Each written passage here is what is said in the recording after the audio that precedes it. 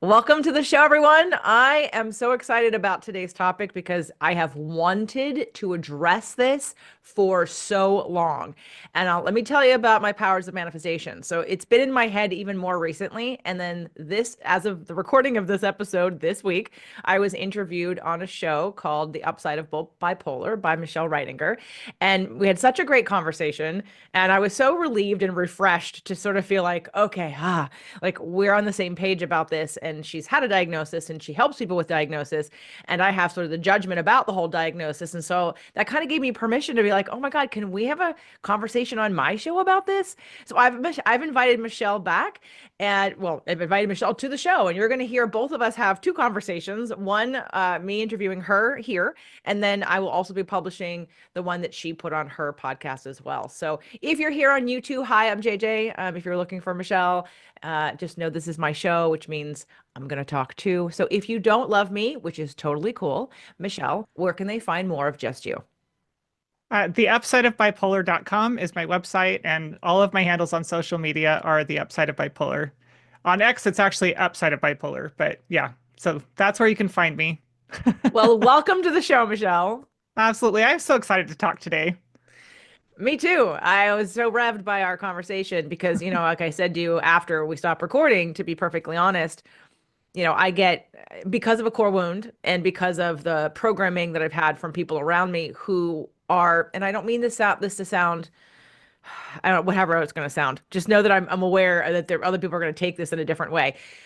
When people feel threatened by the information that you have, because it means they may have to change their behavior or be responsible for their behavior, they don't like that. So then they tell you that what you know, you're not qualified to say that. You're not a therapist. You're not a degree doctor, blah, blah, blah. I don't need to listen to you. Right. And I've heard that forever in both professions because as a personal trainer who was around doctors all the time and in this field and just I know shit. So I mean, anyway, people would say, "Well, you're not a doctor." That's like the way to go. I don't want to listen to you because I don't want to make any changes about what I want to do in the case that you're right. So my programming has been that just, tread lightly, JJ. You're not a therapist. Tread lightly, JJ. And here I am coming onto your show and I'm treading lightly. Even though I will tell you that I had someone last year who did my Awaken Your Dream Life program who is a therapist. And when she came into the group, now she paid to be there. When I heard what she did, she said, I have to tell you, you've changed everything about the way that I do my practice. And I was like, holy cow, if that's not the best compliment ever with all the things that I'm doing. And so, but it's still, people want that degree. They want to see that somebody has deemed you available to say this, and we are backed by this university who's backed by the pharmaceutical companies, right? Like that's what they want to hear. So I appreciated our conversation because it made me really ready to have this. And I'm so happy to have you here because it'll be so much more fun to have it with you and to hear your side of someone who's gone through stuff like this. So I want you to tell people your story as detailed or as far back as you want to go, or as, sound bite as you want to go about before being diagnosed and then just bring us to today. Absolutely. So I'm super thrilled to talk to you. It's really funny because the way that you talk about your experience sharing what you know with people, I had that same experience when I was first, trying to share with people what I'd learned because we are so conditioned in our society to believe that only people who really know what they're talking about are the ones with the letters behind their name. And I'm not dismissing the education, the experience that they have, but we have got to change the way that we view and understand expertise because it's not just about the university education. I have done a ton of education. I was desperate. And when I was first diagnosed, so I was diagnosed back in 1998, 2 months before I graduated from college. And leading up to that, the 2 years leading up to that, I had been experiencing increasingly severe mood swings. I was in college and I would go for, weeks being really elevated in my mood. I'd have big ideas. I'd have a big new life plan. And I was sure that this was it. This was what I was going to do for the rest of my life. This was what I was meant to do. And I'd tell everybody about it. And then I would crash and get depressed. And I would have a few weeks of severe depression, watching excessive amounts of television. And then I would start to get elevated in my mood again. And the next time I got elevated, I'd have a whole new life plan. I changed my major 6 times in one semester.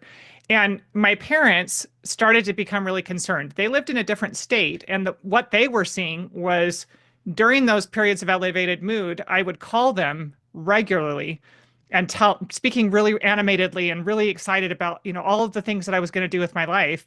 And then they wouldn't hear from me for a couple of weeks. And then the next time they heard from me, I had a completely different plan and a completely different focus. And I was sure this was the right thing. And then they wouldn't hear from me for a couple of weeks. And it was like this, and it was getting more intense.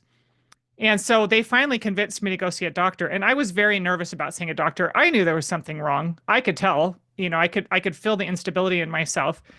But I was really afraid of going and being told I was broken, and when I went into the doctor, I was severely depressed the day that I went in for my appointment, and my aunt came with me. And so she provided a lot of the information because I couldn't think straight. I was having a hard time articulating what was going on.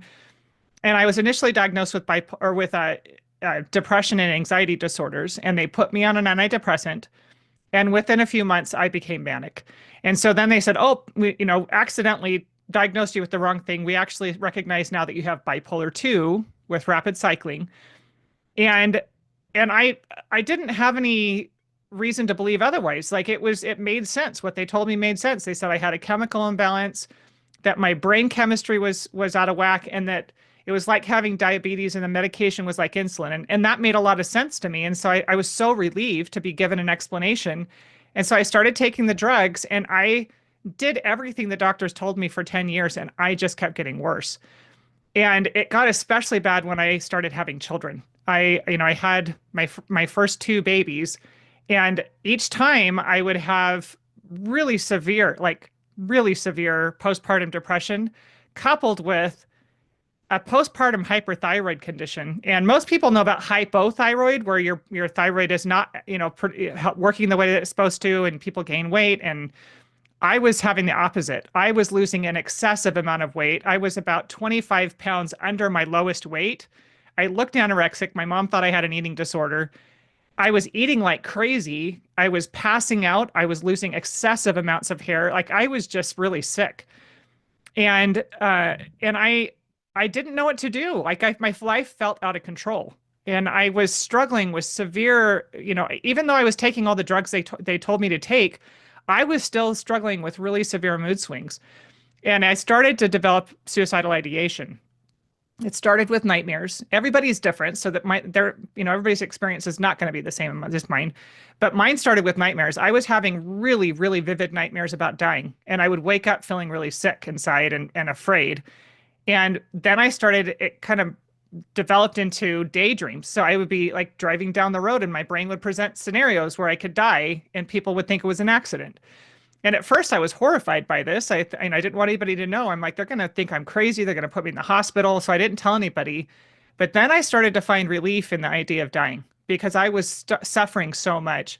I had two little children. I was sure I was ruining their lives. My stepson, I was sure I was ruining his life. I knew my husband would be better off if he could find a different wife for himself and a different mother for my children.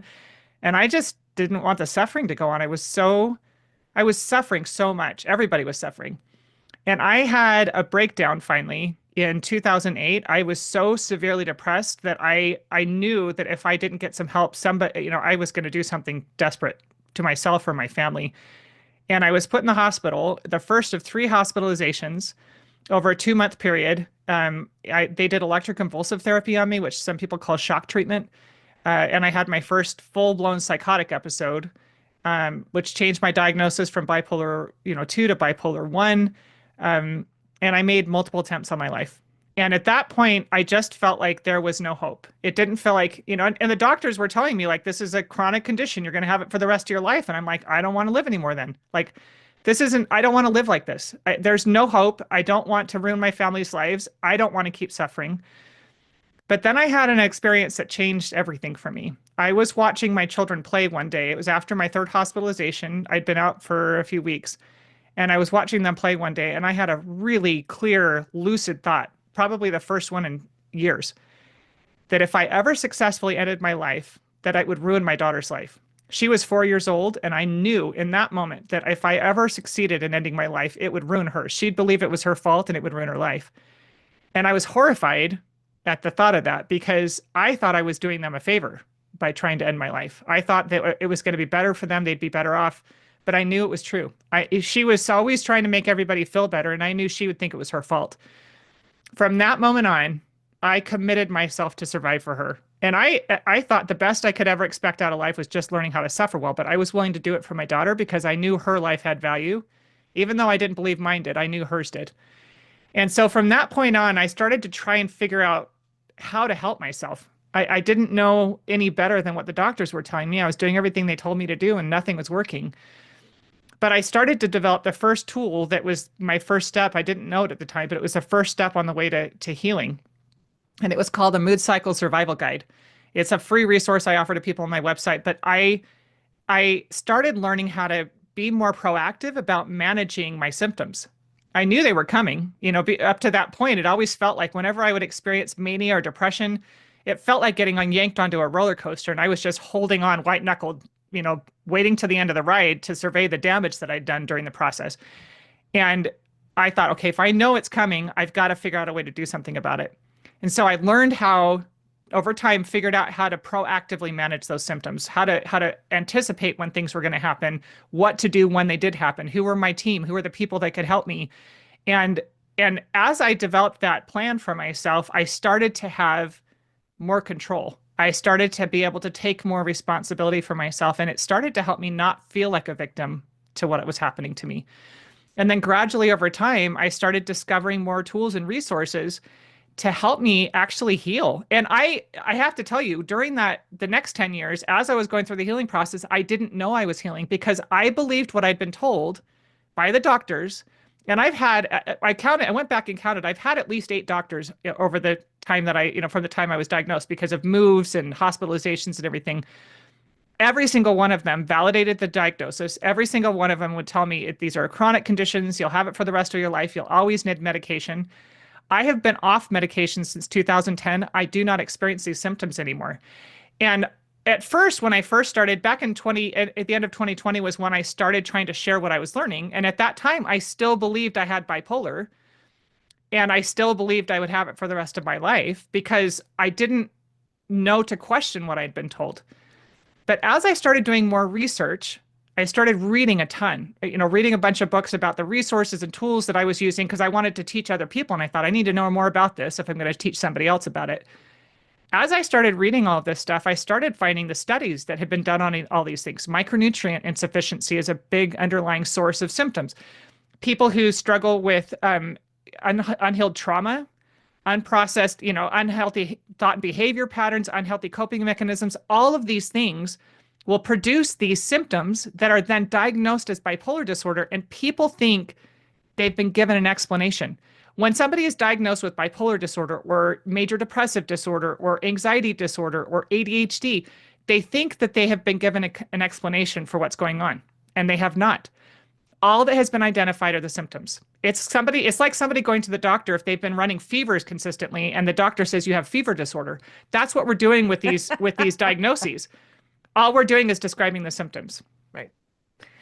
That's amazing. I didn't know your story, and I had listened to parts of your show before we met, but I didn't listen to. Obviously, this wasn't as compact in that because you're interviewing other people like me. Okay, so since the last time we talked, I had asked you at the end of our interview what your sign was, and you said that you were a Taurus, but you didn't know anything else. So I'm just can I do a little chart reading for you? Absolutely. Okay. Your moon's in Scorpio. So let me explain what that is really quick. So Scorpio is a water sign. It's the middle water sign. So if I had to quickly do an overview of astrology, you often see it as a wheel because it's like a calendar, but honestly, it's a start and a finish. So we have Aries is first, Pisces is last.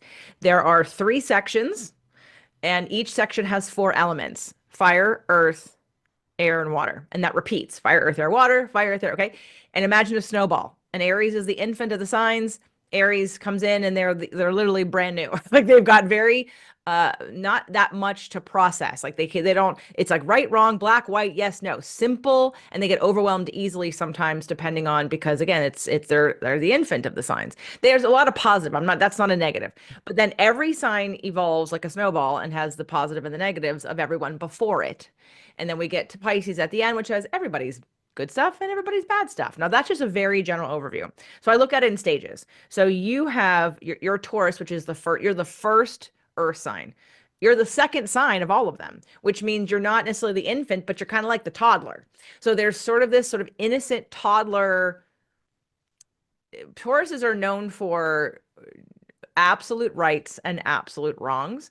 It's kind of another version of Aries. Aries is yes, no, right, wrong, but not necessarily attached to that. Taurus takes a judgment about it because of your safety. For a Taurus and for most earth signs, I like to describe you as like you like your box. You like to know where things are. You feel safe when you know where things are and when you know you have certain amount of control over them. That makes you feel safe. Now, I'm a Pisces with a Sag moon, and the Sag fire people are like, whoa, hold on, don't put me in a box. It's the actual opposite. Like I feel unsafe if I'm in a box. So just right there, looking at the way that you look at the world. So back to your moon sign, which is how you deal with emotion. Your moon sign's in Scorpio, and Scorpios are the second of those three if you will, sections, and it's a water sign, and it's a little more protective, in fact. So Cancer's the first. Cancer's more like, how did you hurt me? Why did you hurt me? Cancer can get victimy, and they get overwhelmed emotionally, but they want to blame it on others. Pisces, where I am, usually takes responsibility for everybody's stuff. Oh my God, I'm so sorry. What did I do? Like, oh my God, I hurt your feelings. I'm so sorry. Like, well, won't even stand up for themselves necessarily. Scorpio's in the middle. Scorpio has that like, I don't trust you.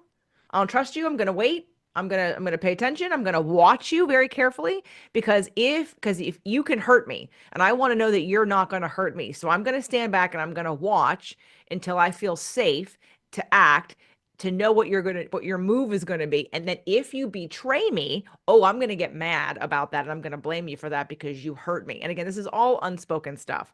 So you have I knew there was gonna be water, the what I was looking for in your chart, and it happens your Venus is an Aries. So when it comes to relationships, that is that right, wrong, left, right, black, white, right?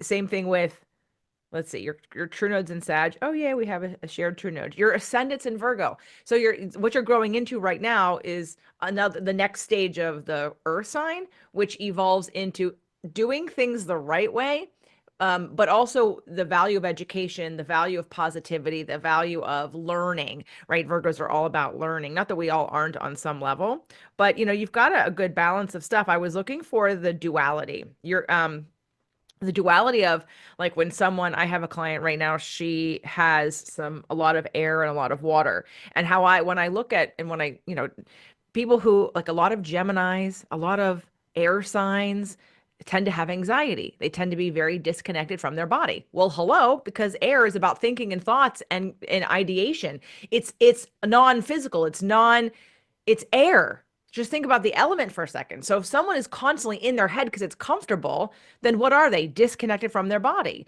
So when it comes to emotional processing, most of us, just regardless of what your sign is actually, when we start to feel a negative emotion, it hits us in places that we don't understand. And then we go, oh, this isn't comfortable. What is this? Like all of a sudden you get nervous. People have even come to my events and put their hands across their chest, demanding they will not cry.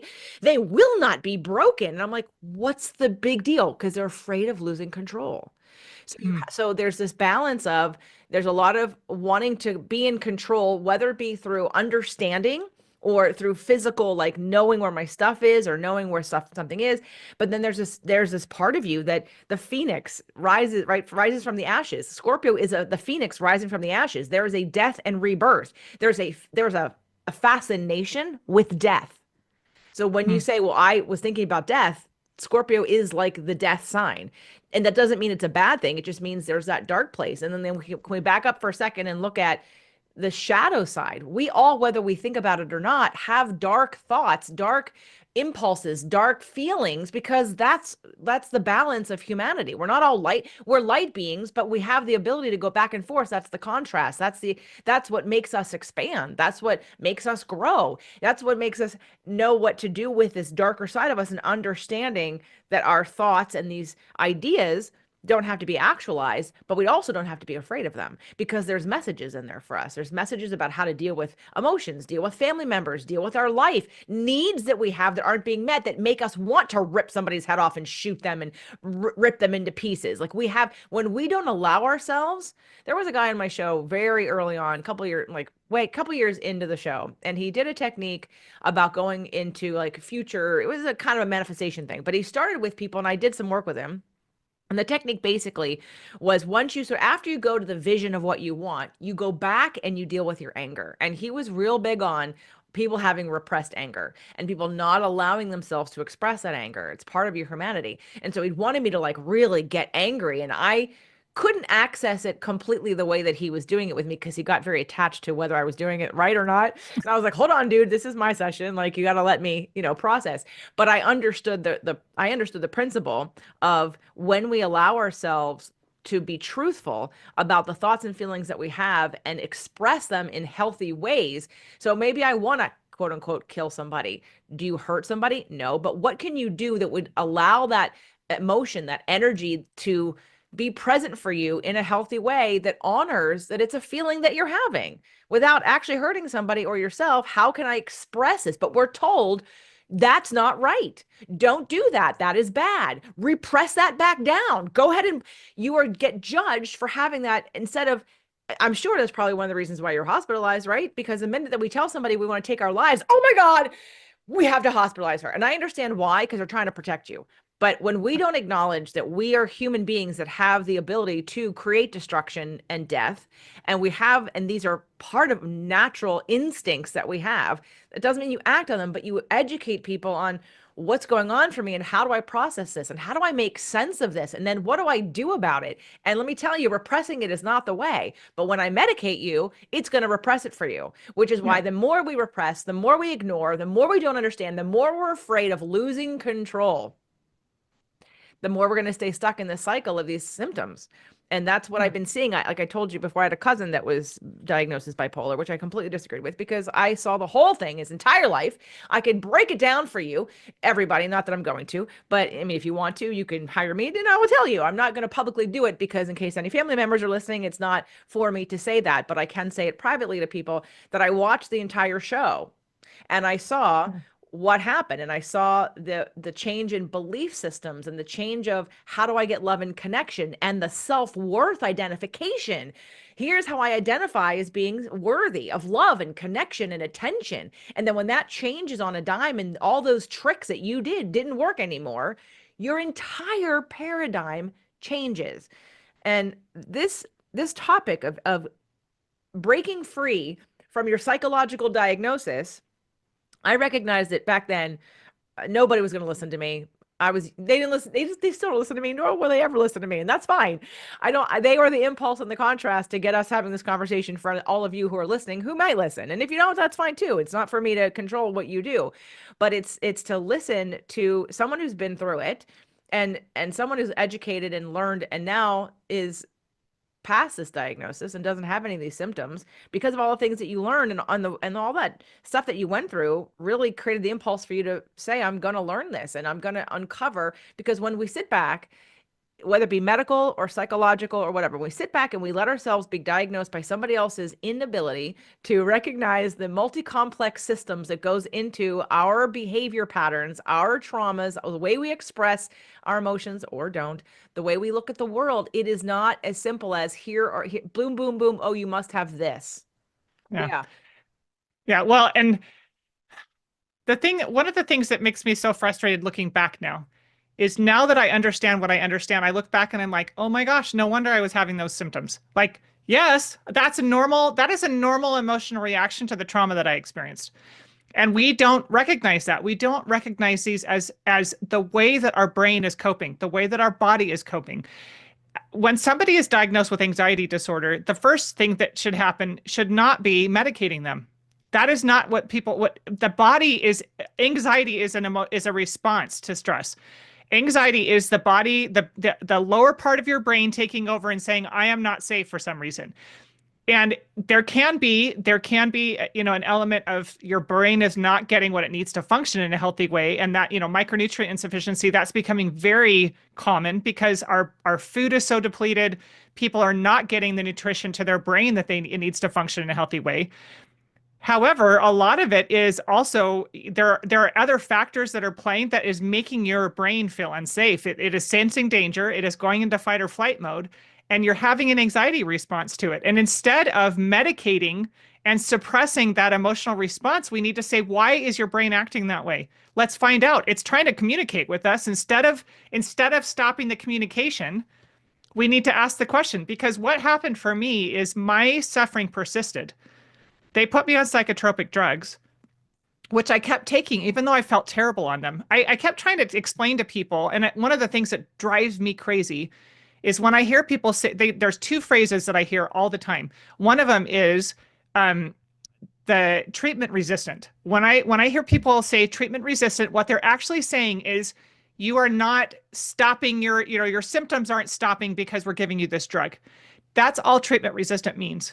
And treatment resistant is a terrible phrase. It's a euphemism for saying our drugs weren't able to stop your symptoms.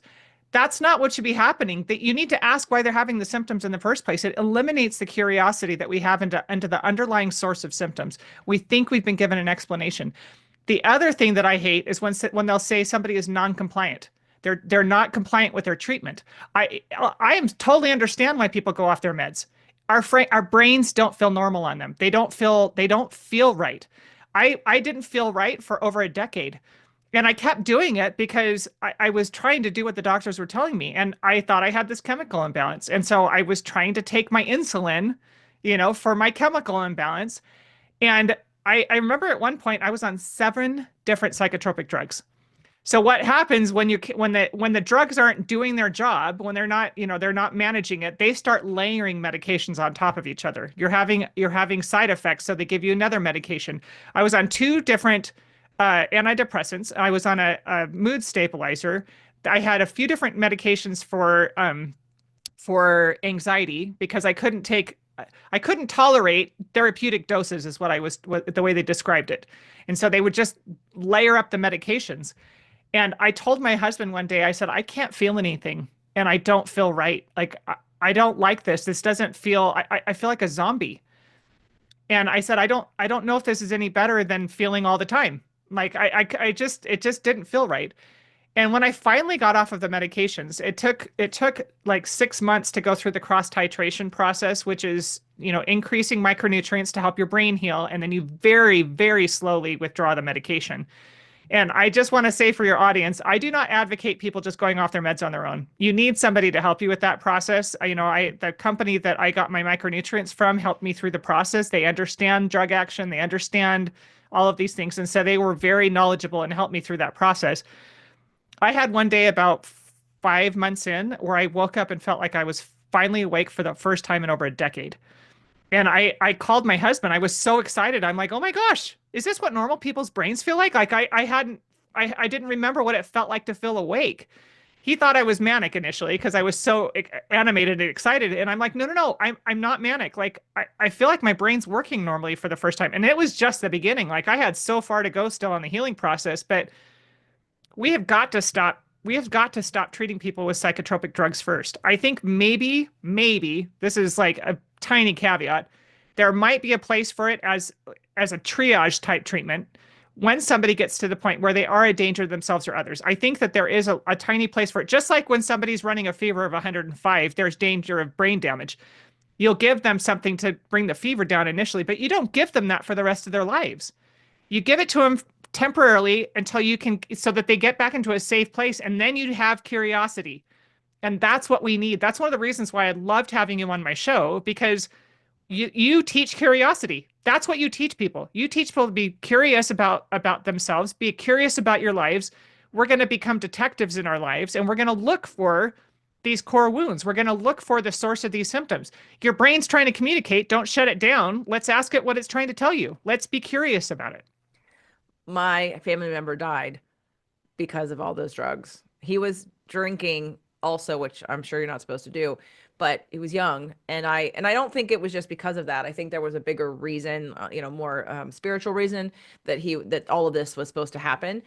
But and maybe part of it was right now. Part of it was this conversation that we're having right now for someone who's listening to this, who's on these drugs, who feels like crap, and who doesn't know any better, and is thinking, I don't really like this anymore. I mean, I know for me, that's who I attract. I want people to know that there are so many more layers to understanding what's going on for you than what the average population understands or knows, in every way, healing from psychological to emotional to spiritual to familial to anything. Everything is healable. But the kinds of things that we're taught that's mainstream, you're not going to hear in your doctor's office. You're not going to hear from your psychologist or psychiatrist who's prescribing you medication. I did a show back in probably the first 2 years of my podcast. And if I haven't mentioned it in the beginning of the intro here, please everybody go look for it. It's Unfit to Love. It's with Jeannie Peters. At the end of season 2, we did a show called, and I stopped doing seasons. I did season 1, season 2, and then I was like, forget it. We're just never doing it. It's just going to keep going for 10 years. It was about the negative effect of those drugs and probiotics. So we looked at gut health and depression, and it might have been under the probiotic one, but we talked about all the damage, Yeah. because that cycle happens that the minute you start taking these drugs, they wreck your gut and your gut flora and all of your bacteria, which creates your neurotransmitters that go to your brain. So now when you're on all of these drugs, you are out of balance anyway in your gut, and that's going to take forever to restore. So it's like you're not the weighing out like the positive and the negatives. We have to look at like, okay, well, how do I, if it's helping me, then great. Like one size isn't going to fit all. For some of you, I know some people are going to say, you know what, the drugs make me feel better. Great. Then for you, take the drugs. If you as a person feel better with something that you're doing and your life works better and your system works better, then keep doing what you're doing. I'm not here to tell you to stop doing drugs or whatever if they're working for you. But for those of Yeah. you that are out there that are seeking because you know what you're doing isn't working, it's not a long-term solution. There's something that's gnawing at you in the back of your head that says there has to be a different way.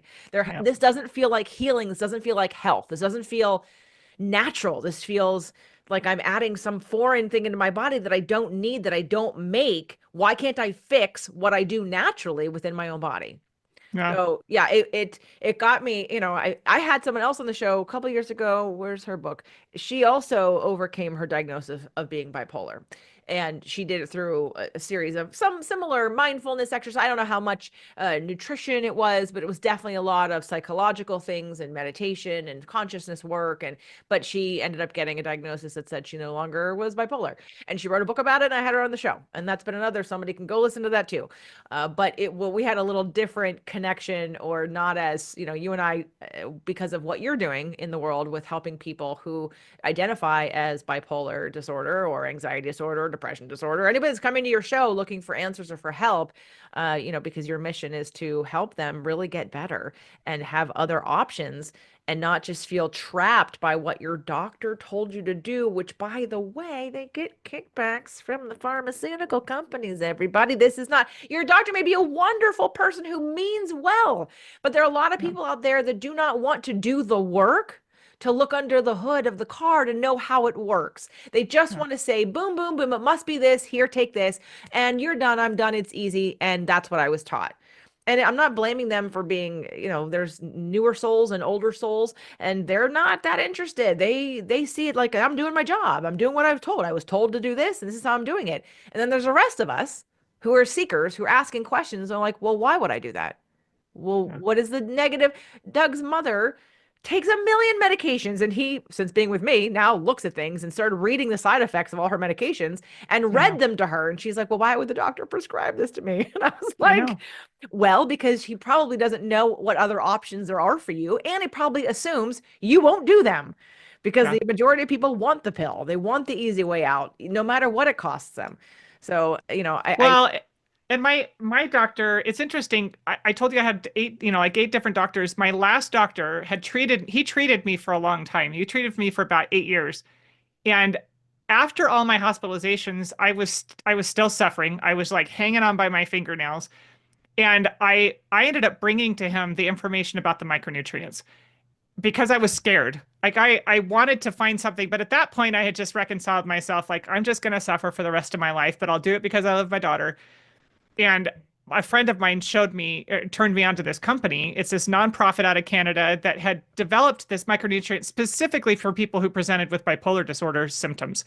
And I brought it to him, and he looked at the all of the studies that had been done on it. There were like 35 different studies that had been done on it.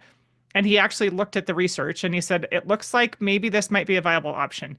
And he admitted to me, that was in one visit. The next time I came to see him, he admitted to me, he said, if you had brought that to me even a year ago, I wouldn't have even looked at it. All of their education is focused exclusively on treatment with pharmaceutical drugs, and all of their continuing education is funded by pharmaceutical companies.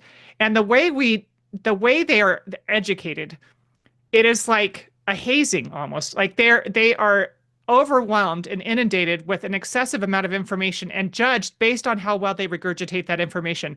It is not a situation where they're in there and they're encouraged to question what they're being taught or invited to come up with, do you think this is the right approach? Should we try something different?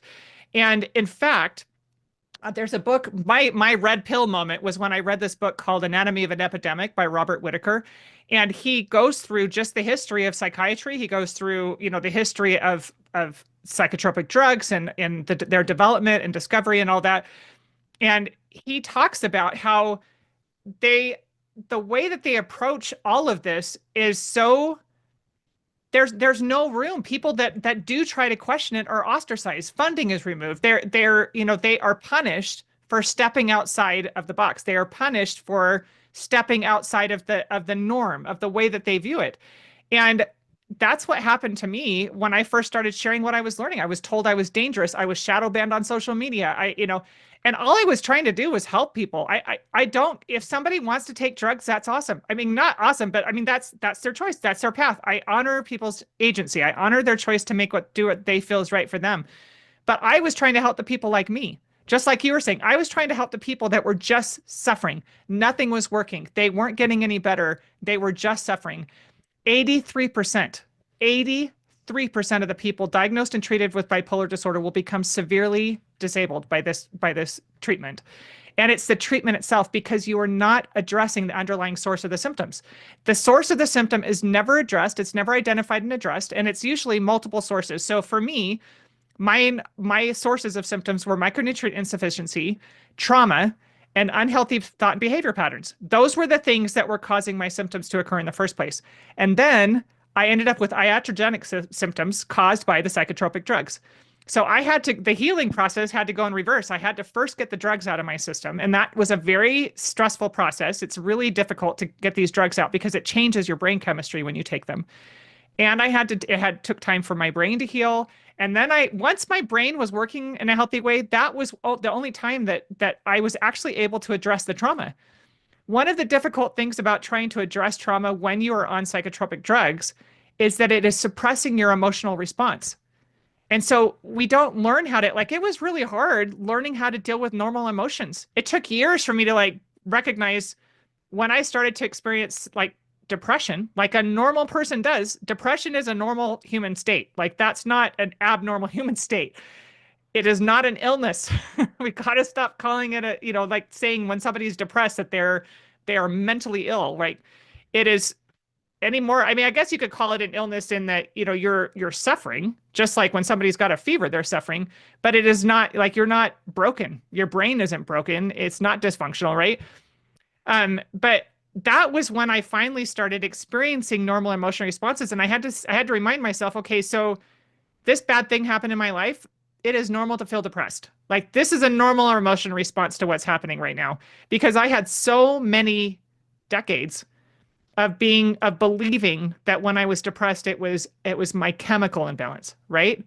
And so I had to learn how to process normal emotions. I had to learn how to recognize it's okay to be angry. That's okay. It's just information. My brain's just trying to deliver information.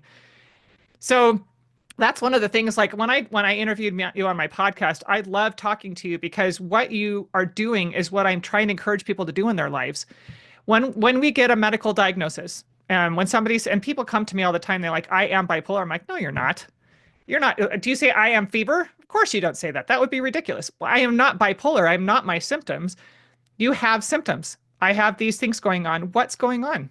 Why are you having those symptoms? Why is your brain reacting that way? I think one of the challenges, and I'd love to hear what your thoughts are on this from the experience you have with people, but I think one of the challenges is that these symptoms are scary to us.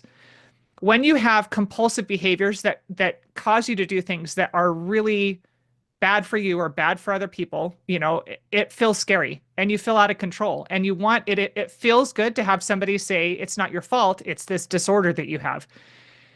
It doesn't feel good, however, to stay in that place. Like that doesn't feel good, but we don't know that there's any alternative. And it is so liberating. It was like extraordinarily liberating to be able to take responsibility for myself, to actually be able to say, okay, yes, I'm having these symptoms, but I can do something about it. It was so helpful to start understanding like my brain just isn't getting what it needs to function in a healthy way, number one. So once I give my brain what it needs, like if our bodies aren't getting what they need to function in a healthy way, you get sick. Doesn't feel good. You don't want to stay that way, right? We gotta give our bodies what they need to function in a healthy way, the same as our brains. And then when I started learning how to utilize, I'm with you. I'm not a fan of talk therapy, but So utilize you did trauma it for processing. 12 years and thought it wasn't worth Yeah, it. well, it wasn't doing any good. Just talking about the problems wasn't helping. But when I started learning how to be proactive about utilizing trauma processing, identifying unhealed trauma and then processing it, actually letting myself go through the normal emotional, process of dealing with the trauma and healing. I mean, it was extraordinary. I remember the biggest trauma that I processed was I was abused in my first marriage, pretty severely sexually and emotionally and mentally abused.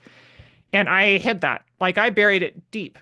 And when I finally got the courage to deal with it, and I finally found somebody that was effective in helping me deal with it, it was pretty hellish going through the process because, I had to kind of relive a lot of what I had experienced. But once it was over, I was like, oh my gosh, why did I wait 30 years to do that? Like it was all these things, all these like behaviors that I kept trying to fix were gone because the underlying source was gone. The underlying issue was gone. And a lot of times people spend their entire lives trying to deal with the consequences of the issue. And it is impossible. Like all of the compulsive behaviors that had developed as a coping mechanism for this underlying trauma, I kept trying to fix them. I was going to groups and therapy and all this stuff trying to fix these issues. And all the while, the underlying source was not being addressed. And until that was addressed, these things persisted. And it was like, it was just an exercise in insanity, right? And so that's one of the reasons why I love what you do. And I just want to, I would love to hear from you. Like, if you've experienced that with people, if people come in with this idea, like, I've got this illness and I don't have any control over it and I'm kind of a victim to it. Like, have you seen that shift in them with your own experience with people as they start to recognize, like, oh, there's a reason for this and there's something I can actually do about it? Yeah, I have, they're the people that identify with and are sometimes unwilling to let go of that diagnosis because other people around them, like if they were to say, I don't believe that, other people around them would feel nervous Hmm. or scared for them, right? So it's really hard for some people to say, well, I agree, I'm probably fine. There's this understanding that when we have trauma and we don't know how to do it, and then let's go back to sort of my astrological your elements. Think about the elements for a second and the ability of an element and what its strengths and weaknesses are. So we have air, earth, water, and fire. Fire is about movement, energy. Okay. Water is emotion. Okay. So flowing, flowy, you can't you can contain it, but you're not going to stop it from moving in this flowy kind of way. Air, which is sort of dispersed and all over the place, and then earth, you're solid. Earth people normally are very dedicated, very hardworking, very loyal, and very freaking stubborn because it takes a lot to move something that doesn't move, something that doesn't change. Yes. So when we look at the elements and we say, what are my energetic dispositions of and habits and patterns and things that feel safe for me and things that feel natural to me. The problem that I see with a lot of people who want to claim these diagnoses is that they, depending on their sign, depending on their upbringing, obviously all the things, depending on their wounds, is that it does give them a bit of relief to feel like it's explainable, but it Yeah. also lets you off the hook for dealing with it.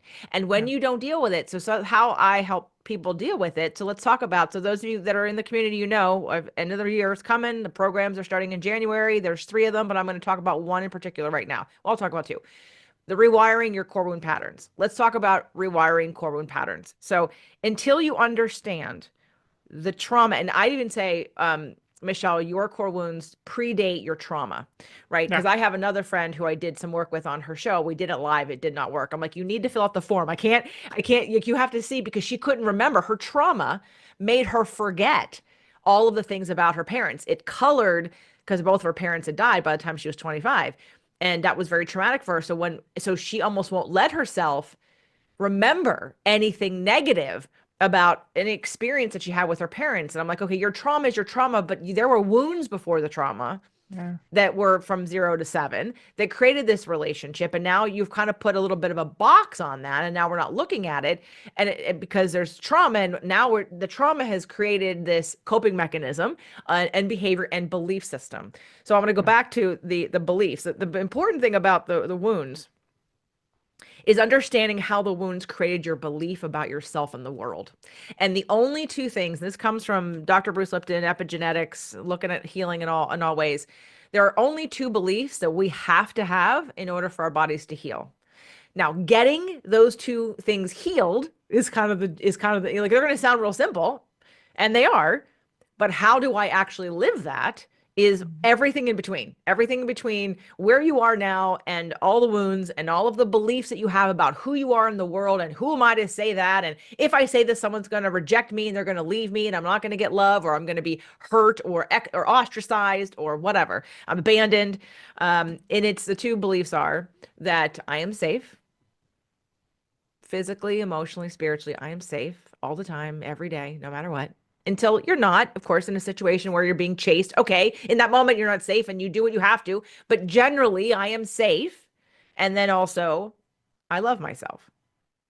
And those 2 things, I mean, you and I talked about on your show, the performing for love Yeah. aspect, right? Which we all learn. I mean, God, I did the other day with our neighbor and her 2-year-old daughter. I love her. And she blew out her candles. And I'm like, oh my God, look at what I'm doing. I'm literally giving her love and attention for blowing out her candles. I'm like, we are trained at an early age to perform for love. If I do this, everybody gets happy. If I, you know, oh, it's so, and I would love to find a way around it. And I'm hopefully I will at some point. But this is what we start to learn, but we don't ask those questions. We do what you said. We're medicating, and then we're trying to deal with the top level behaviors. But the root of all of it is the wound that you have and the way you look at the world and the belief that you have. I did a show called Overcoming Depression way early on in Spirit, Purpose, and Energy. Everybody can go back and listen to that. And we identify 3 different kinds of depression. And everyone thinks they have chemical, but the least, like, literally, most people don't have chemical until you're diagnosed and then you get on drugs, then you have chemical. But before that, it wasn't chemical, it was Yeah. situational. It was situational, or it was repression. Repression of your emotional energy leads to depression, because you're literally holding down the life force that wants to come out of you. You are spending all of your energy forcing it down and making it stay there when all it wants to do is come out. That's what anxiety is. Anxiety is holding back emotion that wants to be expressed, because you don't feel safe to express it, because you don't know what to do with it, because for many reasons why people are terrible at processing emotion, and no one's taught you and no one's a good example. So, and your parents, God forbid you cry, that activates their sadness and trauma. So, oh, no, don't cry, don't cry. And then they calm you down. And then you're told, then your belief is, oh, it's not safe to cry, can't cry. That affects people badly. So let me repress even more. So we wonder why we're in this shitstorm of I don't know what to do with my emotions, is because no one teaches you about them. And I guess I came into this life, and that is what always has been interesting to me. And that's sort of my zone of genius, I think, is processing emotions and understanding them, being an observer and being able to see them, and then giving you the understanding and the tools to work through them. So if you are listening to this episode, whether it be you or someone you know or love, and you are struggling with a diagnosis or not, even if you just think you're depressed or you have anxiety, those are enough. And which, by the way, in some of the things that you were sharing, Michelle, what I heard was we want to label things Depression's a label, right? We want to Yeah. label it, but really I heard that you were sad. Yeah. I heard that you were sad. Depression is a judgment about the sadness. Oh, I'm sad too long. Like I'm being sad too long. I must be depressed. Well, depressed is also just repression and repression of whatever energy is wanting to come out of you. And I'm sure there was a lot of anger. Scorpio has a lot of it's a water sign, but there's a lot of fire. There's a lot of active possible anger out of Scorpios because of when you're hurt, the thing you want to do is hurt back. So, hello, where does the dark energy come from? Where does the thoughts of, the negative thoughts? And then of course, then you go, oh, I shouldn't want to harm somebody else, so let me harm myself. Like it has to go somewhere. And we don't have any idea. So go back to the original question.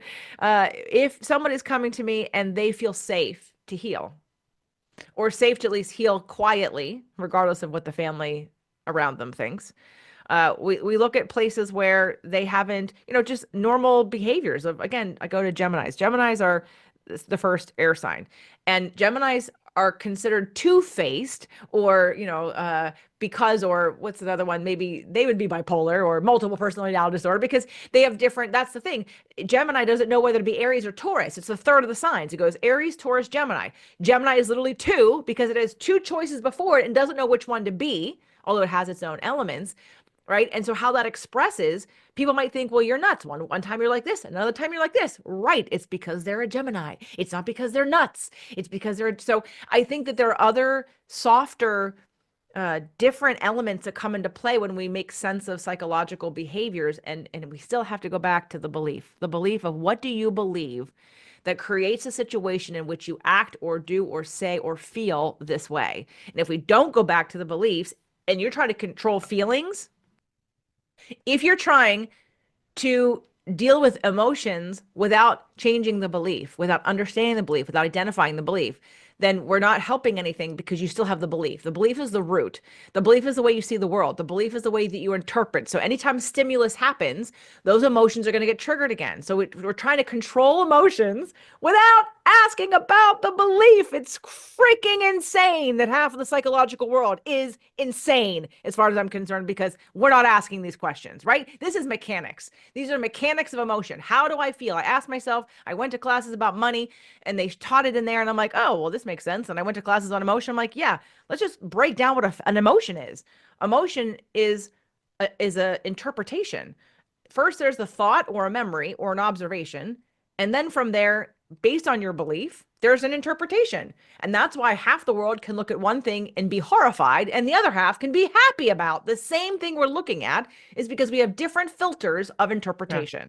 And so yeah, I really just appreciate you sharing your story with everybody today. I know you do it on your show, and I know you've done it, I'm sure, before. So it's not like I've asked you to pull yourself out of, being hidden away and share and share your openness and all the things with other people, because you are on a mission to do this for people, and I really value that. And I want everybody to also make sure that you follow Michelle's show. Please send this episode to anybody who is struggling with a diagnosis. However, before you send it, ask them, are you looking to feel better, do better, heal differently, or for a different solution? Don't just send it to somebody who is happy taking the drugs or feels like, oh no, I'm good, because then they might be offended by this entire conversation. And so please ask first, because I have a quote. It's called, if they're not asking, they're not listening. Yeah.